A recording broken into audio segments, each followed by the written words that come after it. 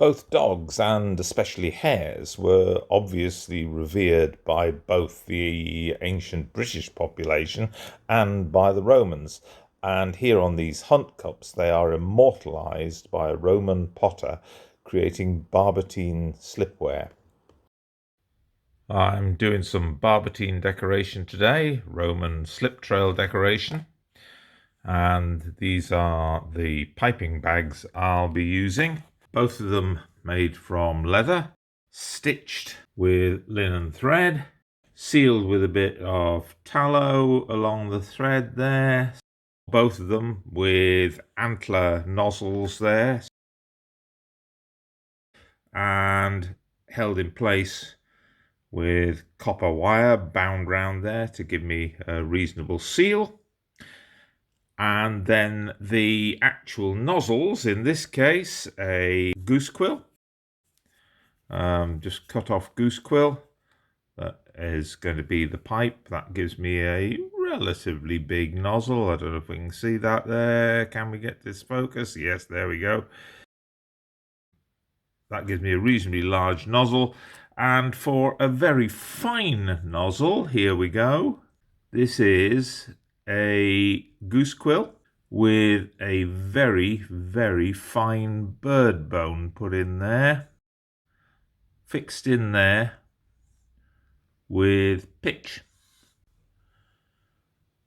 The consistency of the slip that I use, I want it to run, but it also needs to be able to stand. And what I mean by that is that when I take a spoonful of the slip and pour it onto a surface, what I want is I want it to run, but I also want it to stand well proud of the surface. Barbotine decorated hunt cups are definitely among my favourite Roman pots. The sleekness of the animals, the energy that's shown in these creatures is absolutely amazing. And it was one of the first types of pottery that I saw at Corbridge itself when I was taken there as a child. But as I started to research this type of pottery, I came to realise that basically every Roman hunt cup I came across, or almost every one, was the same form. They got wider, they got taller, they got fatter, but they were basically this same tulip-shaped form.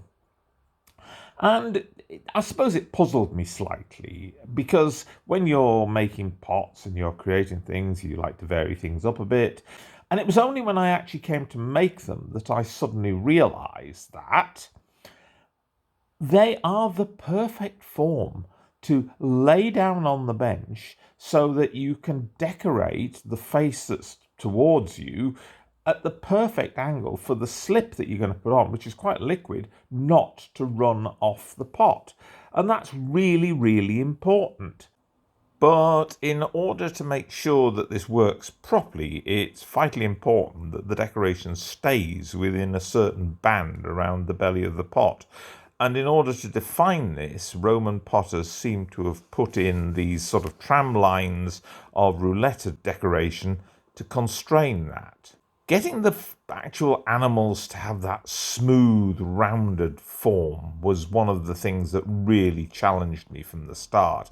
And it was only when I started using a spoon to apply the decoration that I really managed to get the sleekness that I wanted from those animals. Coming back after the main body of the animal being put on there, using the slip trailer, the goose quill and the leather bag, to actually apply all the finer decoration on there. And here you can see me putting in the legs and the tails and the ears of the creatures. And by doing that, you can end up with really quite a well-formed animal. I tend to work on batches of about 10 at a time, as I suspect Roman potters did, which allows you to work along the row, and by the time you get back to the first one, it's gelled just enough to be able to turn it round without the decoration touching the bench and finish off the other animals. Cassius Dio gives Boudicca the following speech before the Battle of Watling Street. Have no fear whatever of the Romans, for they are superior to us neither in numbers nor in bravery. Let us therefore go against them, trusting boldly to good fortune. Let us show them that they are hares and foxes trying to rule over dogs and wolves.